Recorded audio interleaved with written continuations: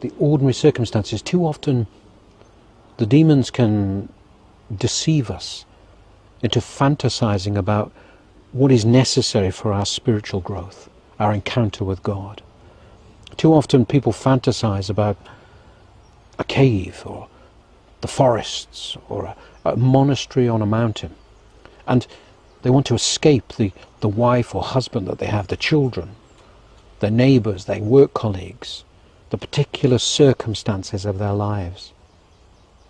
But this is a denial of incarnation. Christ incarnated to be one of us in the ordinariness of our lives. And this is where we encounter God. God draws close to each of us and draws us to him through the particular circumstances of our lives. And we see this, of course, in the Gospels. The Magi who studied stars, they saw and were able, through their study of the stars, to encounter the newborn Christ. And the fishermen first called through this miracle of the great catch of fish from their boats. Let us think about that event first of all.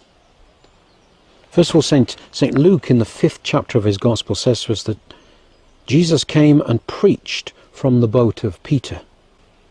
We see here something of the generosity and the justice of God. Having used Peter's boat, God blesses him in two ways. First, he grants him this great catch of fish, of course, but he then makes him his disciple. He doesn't take something for nothing. He blesses in return. And St. Luke says that Jesus told Peter to put out onto the lake, into deep water.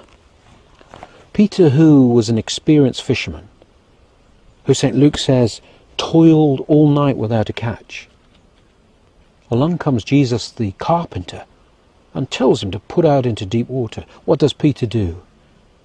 Does he draw on his years of experience and say, who is this carpenter to tell me, a fisherman, how to do my work?